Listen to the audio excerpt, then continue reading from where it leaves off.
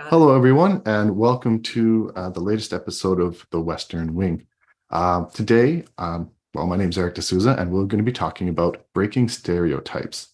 I'm already sort of breaking one of my own cardinal rules of not talking too much at the beginning and just sort of skimming over people's bios. But reading over our guests today, I didn't think we'd be doing them justice. So bear with me. I have slightly longer bios, but each of my guests deserve it. So starting off with Jayne Barnard, her latest novel is Why the Rock Falls, a novel of women wilderness suspense from Dundurn Press. Her first novella, A Maddie Hatter Adventure, came out in 2015 and garnered the Prix Aurora nomination. In 2016, her first full-length mystery novel, When the Flood Falls, won the Crime Writers in Canada Dundurn Award for Best Unpublished Crime Manuscript. Since then, she had 4 further novels published, gained another Prix Aurora nomination, and won the Alberta Book of the Year. Her short fiction and nonfiction shows up in magazines, anthologies, and online.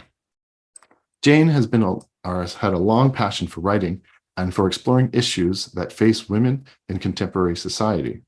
Her works explore adolescent individualism, women's finances, intimate partner violence, sexual abuse, workplace PTSD, chronic illness, disability, eating disorders, and medical assistance in dying. Welcome, Jayne. How are you today? Fine. That all sounds really grim, but really, I'm quite a relaxed person in normal life. We're going to find out today. Next on, we have Tara Moss, who has written 14 books, published in 19 countries and in 13 languages.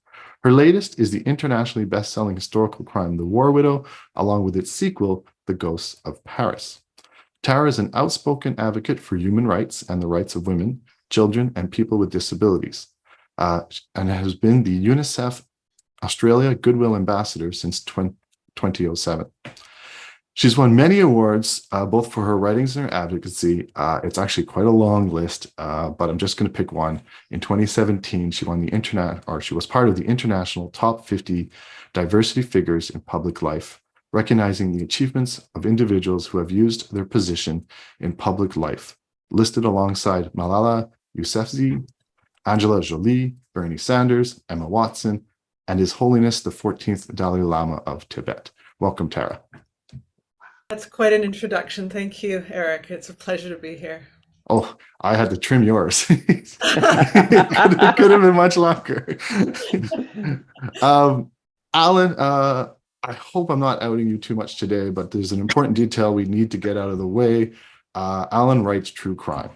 I mention this because even though true crime is very much a part of literature, or of crime literature, we usually sort of keep the non-fiction away from the fiction writers. I don't know why we do that, but we usually do. So today, though, I'm familiar with your current work, and I thought you'd be an excellent addition to this panel. So Alan is a best-selling author and the producer and lead host for the popular NBC radio show House of Mystery and Inside Writing. Al started writing articles in True Case Files magazine and is still a contributor to Serial Killer magazine. Since then, he has completed 24 nonfiction books covering true crime, cults, human trafficking, history, and memoirs. But it's his current series, Killer Queens, as to why I thought you'd be a good participant for this panel. That series explores the world of murder in the gay community, where the victims or the killers, or even maybe both of them, are homosexual. So welcome, Alan. Oh, thank you. Well, after that, I thought I'd give you all sort of a softball question. Jayne, we'll start with you. Let's start with, please tell us about one of your characters, or Alan, in your case, a real life person that breaks stereotypes. That breaks stereotypes. It's kind of hard to, I don't sort them that way in my head as to who's breaking stereotypes and who's not. But so I will go with the easy personal answer. I'm a white middle-class woman who has also been temporarily homeless and so disabled, and I'm a published novelist who was so disabled a few years ago that I couldn't write a 2-line email. And yet here I am talking about my award-winning books. And 6 of them. Yeah. 6 of them so far. Tara, do you have any characters, or I guess you can pick yourself if you like? Oh, I don't know. Jayne pretty much smashed that out of the park, talking about smashing stereotypes. I'm also a disabled woman. I've got CRPS and I'm using a wheelchair right now as we chat. But for me, if I'm talking characters, I'm always looking at ways to break the stereotypes and in particular to shift perspective. So I'm a big lover of the crime genre, both true crime and fiction. And I've been writing that for a couple of decades.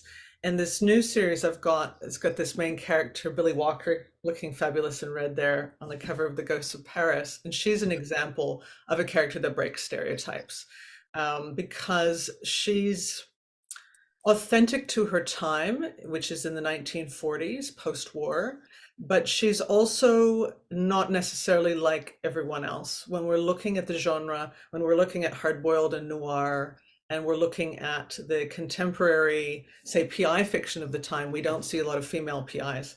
She's a female PI. They did exist. That in itself kind of breaks stereotypes. But like all stereotypes, they need to be broken because they're not fully accurate. They're not showing the big picture. So I'd say Billy Walker's my vote for a character that breaks the stereotypes. She's, like a smart, capable, incredible woman in this post-war period. But they did exist. She's not inauthentic. In fact, she's very authentic, but I think that's really what stereotypes speak to, the fact that we lack authenticity when we put people in boxes and leave out a huge amount of the demographics that make up the world we live in. So yeah, I vote for Billy. Alan, any real life characters or Well, I people think that the whole Killer Queen series was everybody I've got in there as main characters are they break the stereotype because there's the issue. The series is really based on the idea that of what a gay person is and what characteristics belong to that person because they're gay. And yet in the book, every single one of them doesn't fit any of those characteristics. They're very not gay. Well, you know what I mean? Like they're not what you would expect. And at the same time, it's the point of view of what people expect of someone, and that is gay. And so then they have a look at the book or they start reading it and they realize, well, this isn't what I thought. This isn't who I thought this person would be. So I say any of the lead killers in the series. Well, let's start with Tara for this one. Authors are often in a tough position because sometimes we're told that we need to have more diversity in our stories, but at the same time, somebody else might tell us, hey, you got to stick in your lane. How do you navigate these times? Look, I think that's an excellent question, Eric, and it's one that I think on often. And I don't think there's a right answer. Just because I'm a published author doesn't mean I get it right all the time. In my Billy Walker series with The War Widow and The Ghosts of Paris, there's quite a diverse cast of characters. Again, looking at shifting perspective away from the stories that we told in our classic hardboiled noir, which I love, but again, using some of those ideas, using that time period as a focus. I've included, for example, Indigenous characters like Shyla Davis. She's a Wiradjuri woman in Australia. So an Aboriginal Australian woman is an extraordinary, wonderful character to write, but I'm not myself an Aboriginal woman. So how do I do that? Well, I spoke with Aboriginal academics and actually got them to direct me towards reading and research so that I would get it more correct, And then when I had my manuscript, I got them to read it and see, have I made, have I fallen into the trap that a lot of people might when they're writing a character? Have I fallen into, writing those stereotypes? So that was an important way for me to try to make sure that I wasn't perpetuating stereotypes. without meaning to, because I think a lot of times as authors, when we do make mistakes, and we all do, it's not because we want to, it's just something that comes out. We all live in a world where there are these stereotypes, or there are, biases, and we're kind of steeped in it. It's like a soup, right? So of course it rubs off in some way. Terrible mixing of metaphors there, but we it rubs off on us. There's no question. Um, so with the incredible queer characters that I've got in The Ghosts of Paris, there's a central storyline in there as well about the anti-gay laws, the anti-homosexual laws of the time, and particularly in Australia. And there were quite severe laws there and in different parts of the world at that time, and in many parts of the world still today. So again, being able to speak to a prominent queer academic about it was a great way for me to just, have the veil taken off of my eyes. If I was missing something, then they were able to tell me. Of course, one person can't represent a whole demographic of people, but if you can get access to someone who, has lived their life, have that lived experience, but also has been an academic in the field for decades, you're going to have a much better understanding than you would otherwise. So I very much need to thank, sensitivity readers and academics who I've leaned on for those characters. When I know that there's only so much I can know about something from reading a book, it just helps to talk with people. And I would do that for any of my research. And I certainly do that for characters that have lived experiences that I don't. Jayne, I know you want to talk about this too. I do. And first I want to mention that I was lucky enough to get my hands on a pre-release copy of Tara's latest book. And one of the things that really struck me in there was that scene with Charlotte in the train station restaurant. I'm being fairly sensitized to Indigenous issues in Canada and only having a superficial understanding of the similar issues in Australia. I was watching to see how it would be played out, and I thought it was handled extremely well. That it was true to the experience she would have had and how she would have had to steel herself to deal with that. So props to you. Oh, thanks, Jayne. Thank you. I guess we, as writers, we always have to put ourselves in situations where, I'm going to write a murder. I'm not actually going to commit a murder. I'm going to say that right now. There's a lot of things I'll do for research. I'm not actually going to murder someone. We do have to use our imaginations. We do have to use our research chops. We use those all the time. But I guess there are particular subjects and demographics where a lot of people have got it a lot wrong for a long time. And we have the opportunity as writers today to maybe get it more correct. And so I guess if there's something you can do, I think that's good. Doesn't mean I'll get it right, but I can try. I appreciate that, Jayne. Thank you. Alan, I think you do something special, I think, with your true crime, is you also talk about the situation, like the current situation. So I just started reading your most recent Bruce McArthur, but you talk about the gay village and its history before, and Canada's relationship with the gay community before you even talk about Bruce. So is that part of this process for you too? Yeah, you got to look for things that are not obvious, especially when you're doing real things, when you're doing something that, because you can meet the people, you can talk to them, you can get everyone's feelings that are involved in whatever situation you're talking about. But there's also things you got to look for that are outside of that. So you got to put yourself outside of the area, and things when I bring up countries, like each one is based on a country, and you do in Bruce McArthur, and of course, everyone has an idea of what Canada is, and just like any other country, I think countries really have a personality. They're almost like a character, so you have to kind of write that character. And so when dealing with Canada, you have to bring up things that were going on in the country that maybe affect what the crime is about or who you're talking about. And the big thing with Canada was that even though the country can make the law different, they can legalize homosexuality in 1967 and say, okay, now it's legal.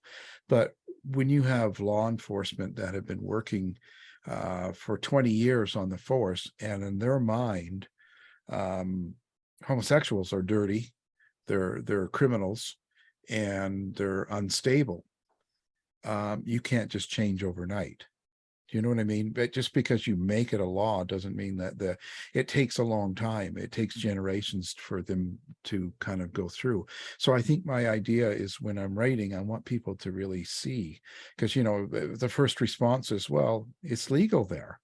Well, yeah, but you change the law, it doesn't make it happen. It, you know, like I said, because you get used to certain behaviors. And with that one, I believe there's the police sergeant who I put his little quote in there when they asked him about hiring homosexuals. And he said, no, I would never hire them. They're criminals and they're unstable. This is your head of the police force. So even though it's legal, that's the mindset. And so so you got to look at things from how they really are on the street, from people that are not who you're talking about, from outside of it. How is the country viewing it? How are citizens viewing it? And I think it's not always easy, but it's not easy, especially these days when we talk about this subject, because when you go and talk to people and when you interview people, now people are scared to talk about how they feel or what they did. You know, there's a backlash now. So you don't want to turn around and say, you don't want to be too honest to someone that's writing a book. So it's become a challenge when I'm writing new modern day things that deal with a minority or a subject that's in the news a lot. So you talk about, you know, gays or it's like, oh no, you know, someone, especially police, a lot of them don't want to say what they feel necessarily because they know they get backlash. So it's a weird situation right now with this. Sticking with stereotypes, I was wondering sort of our complete feeling of stereotypes. In other words, are all stereotypes completely toxic? I'll stick my own nose out here. So if anything is wrong, it's on me. I have a character in my books. It's a side character, just one of the suspects. He's Asian, second generation, accountant. More, it's not implying, but you could read into it, oh, Asian's good at math. Ha ha ha. Should I have made him, I needed an accountant. Should I have made him a different race to avoid that stereotype altogether? Or can we use some? Like, is it completely toxic or can we move around it? And I'll take a volunteer who wants to go first. I don't think it is toxic. I think it's the realization of that is what's needed. It's not necessarily because there are real Asians that are accountants. That's a realistic point of view. If you're writing it in a situation, well, of course he's an accountant, he's Asian. Do you know there's a difference in our context? So I think it's having respect for who we're talking about as a character or a real person, no matter what it is that you're talking about. So it's having respect for what we're trying to get across. I don't think there's anything wrong. I don't think it's necessarily toxic. I think that when you do use a character like this, like what you're saying, you also have to go further and show other aspects of that character that aren't necessarily stereotyped, because that's what we're missing. If we only talk about, well, he's Asian, he's an accountant, and if that's the primary thing you talk about, then it kind of focuses more on the stereotype. If you talk about all the other things that this person is other than Asian and an accountant, I think that's when you start to level it out, so to speak. You start to give a full character analysis, because there's nothing wrong with him being an accountant and being Asian. It's just about what else is this character. So it's just being a full on description and bring out things that are important about this character, not just that point of view. I don't know if that makes sense. Oh, actually, I thought it was an excellent answer. Anybody want to follow that up? Yeah, look, I Erik. will. Yeah, go ahead, Jayne. Sorry. Well, I was thinking there's a parallel here because I too have a secondary character who is Asian in Where the Ice Falls. And for a while, he looks kind of stereotypical because that's how my ex-RCMP officer is viewing him. And she's the point of view character. So I think one of the tricky issues for authors is to be true to the character point of view while not necessarily following the stereotype. So the character is an Asian foreign exchange student who's very good with computers and is here doing at the University of Calgary doing his thing with computers, but he's, his best friend has died under mysterious circumstances. He's very stressed. He's behaving erratically. My ex-cop sees him as a kid who's out of his depth in a foreign country with no family support. But she's also subconsciously thinking of him as Chinese, as foreign, as other, until she has to sit down face to face with him and talk to him and find out what is behind that cover. And then she really understands that he is just a person dealing with a hugely traumatic situation. And he is dealing with it in ways, literally the best he can do between the culture he was raised in and the culture he now lives in, with the lack of support that he has. So I think that as authors, we can use our characters to convey that progression from this is the stereotype to this is what's underneath it. This is the human being beyond picture. I agree, Jane. I think it's really important if you've got a character who has the biases of their time, for example, or even, I mean, today people still have biases and prejudices. There's a way in which you can express that and have scenes built around that without having the character themselves be stereotypical or like, the cardboard cutout that prejudiced character sees. That you can actually write them as a fully rounded character. I do think for myself, I'm careful when I'm writing about a minority group to actually just take a quick look, like what are the stereotypes? It doesn't take, we do so much research. It's not that hard to find that out. What are they? There's usually a list. There's like, oh, here are the top 5 things. I know as a wheelchair user, there's like the top 5 things that make my eyes roll when I see them writing. Who's wrong, right? You know what I mean, Jane? Oh, like, yes, mine too. There's obvious things. Google can be our friend. We can like literally look up what are the top 5 like stereotypes or things to avoid when talking about a wheelchair user. And taking that extra, it might just be half an hour out of your whole book just to look at, oh, what are the top stereotypes about this particular group? You go, okay, I hadn't considered that. Maybe you'll look at something a little bit differently. It won't change your plot. It might not change the profession of your character or the fact that they come from a particular racial group, but it might actually make your book a little bit better in some way. So I do like to do that because it gives me awareness, and it might even gives me just like that little bit more awareness, and it might even make for some really great scenes in the book. And that's the kind of stuff that Billy comes up against all the time, looking at gender stereotypes and biases from the 1940s post-war. It's like it makes the book more interesting because it's what women dealt with at that time. Or her assistant, who's a disabled war vet, Sam. He's a total dish. I love Sam, he's glorious. But yeah, the army doesn't want anything to do with him anymore because he has a disability from being in on the war front. And the things they encounter are things that you can only find out by looking them up if you haven't lived it yourself. So I think it does give us an opportunity to have more texture and depth in our characters, and that's always welcome. Al, in some ways, your eyes were saying like, hey, could I say more on this subject? Did you? What I was running a thought, but I decided not to. Oh, okay. I'm being hay. All right. What are your thoughts on positive stereotypes? And I'll give you a quick one. It's an easy one. I was in the airport once in Vegas, and I saw an elderly couple, and I went to help them. The woman sized me up, and she's like, "Oh, you must be Canadian," because only a Canadian would go up to a stranger and ask if they need help in an airport. That's obviously a stereotype Canadians have, but we wear it with pride. We like that about ourselves. So do you think it's perfectly all right to shine a light on positive stereotypes? Well, Canadians, we do that. We do that. Yeah, we do. I mean, let's admit it, but also being like, it's our national pastime is being nice in some ways. I used to say when I was living overseas, it was like our major export was nice and maple syrup.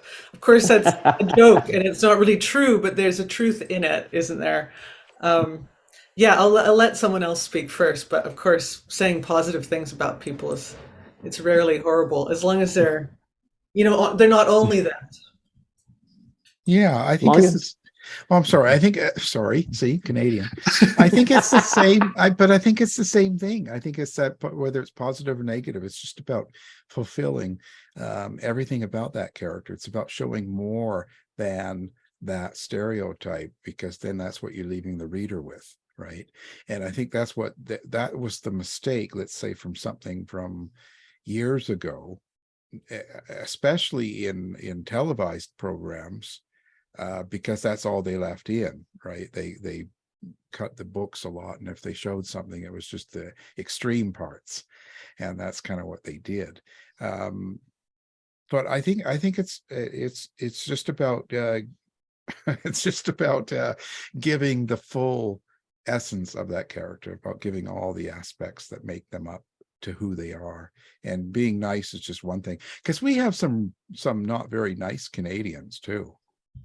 There's one or two. no. Yeah, there's one or two. There's one or two, and there's always going to be a couple out there, right? But I mean, come on, Ted Cruz, but he I'm sorry, not getting that way. But anyway, there's going to be good and bad. It's not all Canadians are good. So, but I think it's good. You just got to show more about them than that one thing. Anybody else? I'm still trying to think of an example of a positive stereotype beyond that Canadians are nice and helpful. And I lived in Europe as a teenager, and my Canadian flag on my backpack got me into a lot of places that were closed to my American friends who were proudly supporting their Stars and Stripes blue jeans, and were very aggressively American everywhere. So yes, I too hide behind the stereotype of the nice Canadian, although my murder tally is somewhere around 80 now. So I don't know that that the nice is really more than skin deep. But also here's Sorry, go ahead, Jayne. well, I was just going to say there's another angle too, is that now that I'm older, when I was in my 30s, people believed a lot of things about, they do believe about any woman in her 30s who's a little outspoken. But now that I am older and white-haired, I'm discovering that the stereotype of the nice little old lady is useful cover. People will tell me things, or they will not tell me things, and people get quite surprised that nice little old ladies can also have pasts. And I don't know if you've seen the Facebook meme, but there's one going around about, this is what your grandma looked like when she was your age, and it's not the meek, mild, 1950s girl in the poodle skirt anymore. It's wild hair and a cigarette and some piercings maybe, and a rock and roll t-shirt. So you can do a lot with the stereotype of the old retiring nice person who always has candy in their pockets for the grandkids. I think actually playing on the stereotypes is something my characters do intentionally, I guess for the same reasons you're talking about, Jayne. So the Aboriginal informant, Shyla Davis, it's like her superpower in a way, to be able to go in somewhere and not have people want to actually look at her and acknowledge her. It actually allows her to go into places and observe things and be an excellent informant for that reason. She's using their racism and prejudice to benefit in her PI work. Billy Walker also, she uses clothes as a kind of armor to slide into places. She doesn't look like a PI when she doesn't want to, or she's making those choices very intentionally. What will people see at a glance? Will they assume her and her male assistant are a couple, and therefore, not as suspicious? Or will Shyla be able to slide into even someone's house because they have domestic servants at that time in the 1940s, and they're all interchangeable to them and they don't really pay attention to them, and she's able to see things. So I think being able to actually focus on how the stereotypes get in the way of other characters seeing clearly, seeing what those main characters are doing, I think can be a really clever, a clever tool to use in storytelling. And just going back to the idea of a positive stereotype, there are some stereotypes that might seem positive but maybe aren't. And the ones I often hear about in the disability community, for example, will be how, someone acquires a disability, so now they have a superpower. Like there's this sort of, and don't get me wrong, I love a disabled character with a superpower, bring it on. But there can be an irritating way in which, the blind girl now has psychic sight, or, they can't just be one of the many, what is it, 15 to 25% of the population have disabilities in the world. It has to be that, no, they have this special superpower. There's something about them that revolves around that disability that gives them, a special quality. Or the character that has Downs and is like angelic and, never does anything wrong and is so sweet and inspires all the other characters. It's those sorts of things that at a glance might not seem problematic, but when you're speaking with the community, you say, well, here's a lot of examples from, Forrest Gump to any other number of different films where these stereotypes are perpetuated, and it's very narrow, and being able to kind of break out of that just gives a little bit more variety. And is, not as irritating to the community who's seen it so many times before. Having said that, I'll take all the superpowers you guys have to offer. Yeah. I'll take all of them. Alan, this one's questions for you, but Uh-oh. you guys, the rest of you can chime in afterwards. But in your case, Alan, like for us, we deal with fiction. It's easy enough for us to change our imagination anytime we want to. You have more of the expectation to tell the truth, perhaps with some comment from yourself, but still, if you're talking about a person who's 100% lives up to that stereotype, even if you're building them, you don't have the luxury of avoiding certain aspects of their personality because it's part of them. So do you consciously worry about that, or do you just tell your story?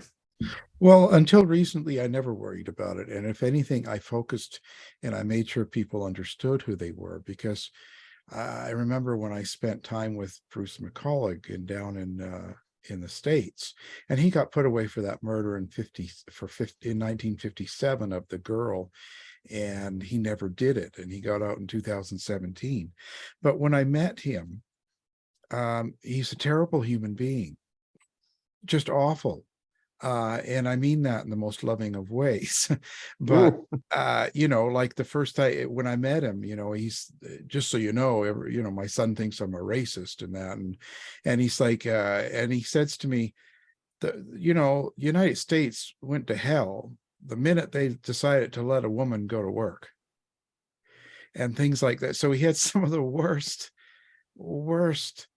comments, but that's all super important to let you know, because I want you to know, I looked at it in a bigger picture. First of all, I think that he got put away because he was a terrible person. The police didn't like him. A lot of people didn't like him, but he got put away for a murder he didn't do. And so for me, it was the point was to emphasize that and say, yeah, he's a terrible person. He's done some, he says awful things, and you don't want to be around him, but you can't just put away someone for life for murder because you don't like them, And I think so it was important for me to focus on those negative things and try to bring in other things that were, let's say, more positive, or a little bit to round him out fully. So, and I think I did that quite well. But I know I know that even in one of the Killer Queens books, when I had the Leopold book, that first one, there was a publisher that their sensitivity readers were refusing it because the one of the two would constantly say things like, he said, we're not going to burn up the Portuguese ghetto. And the sensitivity person, writers or editors said that, well, when you say ghetto, it has the idea that it's a bad community and and it needs to be changed to working class neighborhood.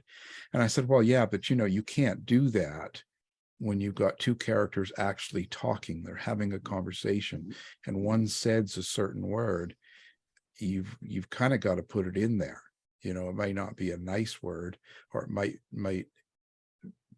but it's, I think with the real stuff, I've got to show that these are the real people. This is how they really are.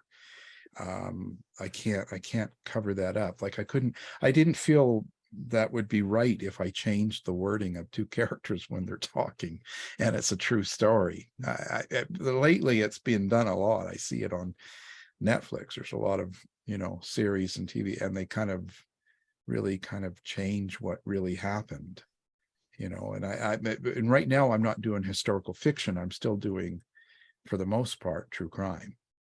So I don't want to change stuff like that. So that's probably the only thing I kind of have a struggle with now, just in the last year. I personally see a difference between stereotyping a character, or rather, I mean, what we're talking about here is smashing stereotypes. I think you can absolutely smash stereotypes while still acknowledging the stereotypes. They're there to be smashed, right? There's a way to focus on them in the work and smash them, and that includes having the characters say, use the language that they're using, which is ugly language and clearly prejudiced language. And when it's in that context and you're able to show the full humanity of people and let the truth shine through, if you will, I think that has real value. So Billy Walker doesn't live in a 1940s without prejudices and ugly language, and there's a lot of it. It's part, in a way, of the story because it's the context of the life that people were living at that time. So I think there's it's obviously complex, but there's certainly a couple of issues going on at once. It's about how you choose to write particular characters, but also, setting them in a context where all that stuff is real and exists and is there to be pushed against or acknowledged or lived through or survived, or or whatever it is that those characters have to endure. Well, if I can say too, I think with Tara and Jayne, like when I talk to a lot of fiction writers, a lot of writers will talk about their characters as real people. They live through them. So like, and I've had writers explain to me that it's like a movie. They see it as moving pictures. They see their characters in scenes working. And there's other people that will say, well, I hear voices. They talk to me. I hear this. So for me, it's not that way. So but I would imagine in both your cases, when you're going through that experience with these characters, sometimes they take the lead, and sometimes you kind of have to follow that in a sense, or put it out in a way that you think is correct. I mean, I'm just guessing because, like I said, I'm not doing that, but that would be my belief on it. I would love it if my characters talked their way through the whole book. I would love that so much. I mean, there definitely are moments that are like that when they take the reins, but it's trying to get that all the time, isn't it? Like trying to get into that flow and have them really come alive. It's different for everyone, I'm sure, but Yeah, that would be the dream if it was like that every day. Yes, much less work. But I come from Alberta, where the sorry. stereotype. There's that. Yeah. Yeah, I was actually stereotype. I was born in Alberta, grew up all over the world as a military brat, and came back to Alberta several years ago, just in time for the current round of stereotypical Albertans to behave badly on the public stage. But one of the reasons that I started writing the Falls Mysteries and set them in a small town outside Calgary, well, it's partly for the scenery, because it's really beautiful countryside, and there's a lot of thematic elements that I can work with, but also because the people that I meet in Alberta, by and large, are not the people who make it onto the national news spouting sovereignty theories and hauling their hot tub to Ottawa. The people in Alberta are just as complex and far more environmentally conscious by and large as anywhere else in Canada. 67% of us tend to vote progressive. 67% of us are very live and let live in terms of other people's gender identity, sexual preferences, language spoken, and so on. But the people who get the publicity are the ones that make the most noise. And so one of the reasons that I started writing the False Mysteries was to develop well-rounded people that my Toronto publisher would understand as being real people, even if they came from Alberta. And I have been questioned several times about language that is common in Alberta, for which Toronto editors have no frame of reference. So when we say Canadians, I think Canadians as a stereotype, very different inside the country than outside, and part of it is regional. We have a lot of people from Newfoundland working in the oil patch, and they regard us as a foreign country and vice versa, even though we're technically Canadians. But I have a very stereotypical Alberta oil baron in Why the Rock Falls. His name is Oren Kane, and yes, he is based somewhat on Citizen Kane because he is arrogant, foul-mouthed, hidebound, believes that everything should go his way because he has the most money and power, and because he has cameras around his house spying on his family. But the ways in which other characters react to him are what make him a good foil for the rest of us, and the ability to show what is beyond. Yes, Oren is a very stereotypical character, and he's based on a lot of people that I know in some senses, but the way that other people react to him allows me the scope as the author controlling this massive cast to show many, many gradations of opinion and behavior and attitude, and also the choices that people make when confronted with a stereotype.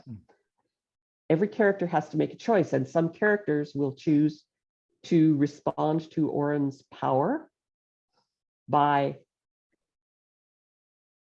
being very compliant, by following his lead, by using the language he uses. Others will step back, will politely withdraw from the conversation, and still others will challenge his, for example, his rampant anti-gay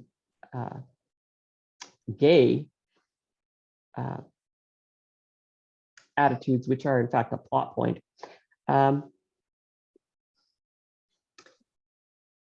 We have such power as authors to take a stereotype and show all the ways that it can be responded to in a single scene where something else is going on entirely. And I think one of the great thrills for me about writing mystery is that I can use a scene like people reacting to Oren being an asshole and further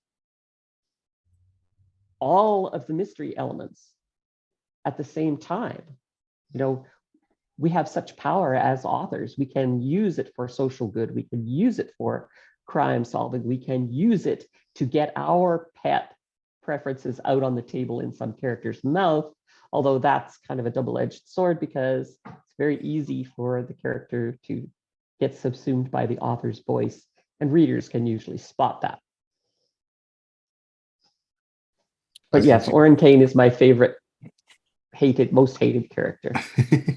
I love that. I love that.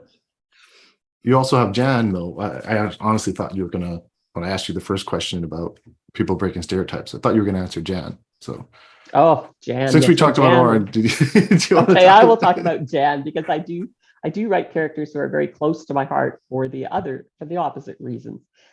Jan is the character who has MECFS, and she got into the first book when I started writing again. I mentioned at the beginning that in 2008, I couldn't write a 2-line email.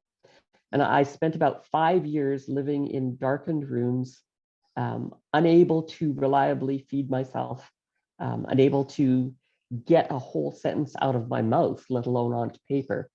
And it was a long, hard road back. But when I came back from that, I realized that there was a story in all that silence and darkness. That I was not alone living in that space, more dead than alive, that the world had gone on beyond me. And one of the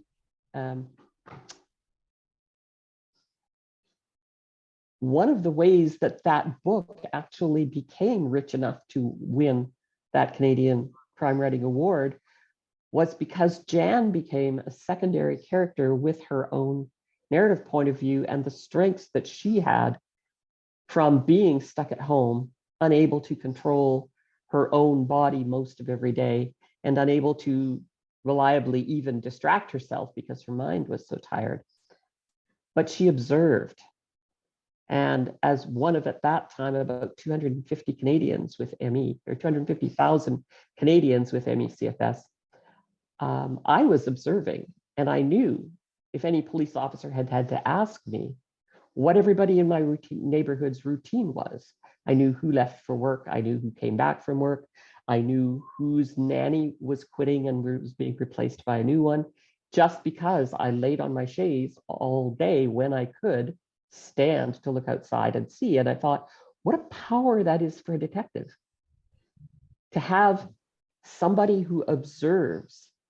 And the stereotype, again, getting back to the old people, is the old lady snooping out the window. But this was a young woman, not even 40, trapped in her house with all of her modern skills, all of her higher education, all of her willingness to be out there engaging with the world, and then with the inability. So I paired her with the series sleuth Lacey, who is an ex-RCMP officer suffering from severe PTSD. And Lacey is physically active. She's well able to take care of herself in any situation on a physical level. And she makes perfect foil for Jan, who can see what's going on but can't do anything about it. So sometimes the way to take and I don't think that observing is a superpower. And I fully agree with Tara about the whole inspiration porn that disabled people are subjected to. But Jan has very real observational skills, and she knows the people in the neighborhood in a way that Lacey never can. And so for me, putting a person with a disability into a situation with another character who has other abilities and disabilities makes the two of them stronger. It's brilliant. I hope you don't mind. I was going to wrap things up a little bit, but do you have any final comments, and then we'll talk about your future projects? Any 2 cents left? My 2 cents was I just love the sound of that story, Jayne, and that character, and it brought to mind Rear Window, Alfred Hitchcock, of course, using that, of Jimmy Stewart's character, that temporary disability has to be observing everything. But the reason I think on it is I've got a new short story out in Black is the Night, and it's the Cornell Woolrich anthology that just came out. It's a wonderful, many, many beautiful writers in there. Well, it's not beautiful. It's nasty. It's noir. Very many thrilling stories in there, but the reason that came to mind is I based mine on Rear Window by Cornell Woolrich, and a kind of modern twist on it, because that very aspect of the observing and the quietness and being the one who can't go outside is very relevant to that story, and was in the Rear Window original story also. So yeah, there's definitely ways to bring the strengths of characters out without it being a stereotype. That's a character that is coming from a very authentic perspective. Jayne, what you've written, and yeah, it shows again the way that it can be done. That's just adding so much richness to a story and a different, unique perspective that probably isn't being read in every book. It's really valuable. Thank you. Alan, you're on book 4 of your 6-part series. We should tell everyone, I hope this promotion is still going before I say it, but I joined your newsletter and I got the first book in this series, Leopold and Leo, for free as a PDF, and I thoroughly enjoyed it. I skipped to book 4 just because it was in Canada. But so what's book 5 and 6 going on about? 5 is the Doodler and San Francisco. We talk about the zebra killings and the 70s with, and the Doodler killer and stuff like that. And 6, we haven't decided. I've got actually 8 done, but the reason is because Discovery wants to do 6 as a series, and I'm letting them decide on the next 2. So it's kind of not decided yet. They have to decide kind of which ones they want. And Voices of Crime, the Stephen Avery and Brendan Dassey Making a Murderer book will be out soon. You are always so busy. Jayne, you have 2 series running. Are you working on one more than the other?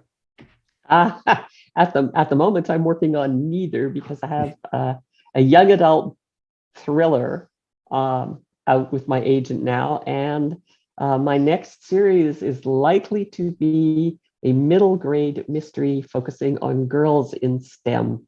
And yes, one of them is in a wheelchair. Oh, excellent. Tara, Yeah. assuming that you're also working on Billy Walker? I am. I'm writing the 3rd in my Billy Walker series, so each of them take place in another year post-war, so that will be 1948, number 3. And yeah, as I mentioned, Black is the Night just came out last week, so lots of really amazing stories in there by a lot of interesting authors. And yeah, I write a lot of nonfiction as well, but not, well, I've only done 2 nonfiction books. I might have another one that's bubbling away, but I have to clone myself. I think all 4 of us probably need to clone ourselves to write the many projects that we have floating around. So yes, and I look forward to, what was the name of the book that you're writing at the moment? You were saying there's a young adult one that you didn't give the name of, Jayne? Oh, well, that's because the name still may change. Oh, I see. Once the publisher gets through with it. So. I won't give you the number 3 book title, because it might change as well, but there'll be a 3rd Billy Walker. Excellent. It was a pleasure talking to all 3 of you. I know it was really hard. There's 3 very busy people. And I think we spent about a week trying to figure out where we can scratch out an hour and actually talk. So I'm glad we worked it out, because it was a fantastic conversation. It was a lot of fun. I was a little worried that maybe we'd step on some eggshells, but I think we smashed them. So good job, everyone. Smash the eggshells, smash the stereotypes. Just do it all. And anyone watching, thank you very much. Thank you.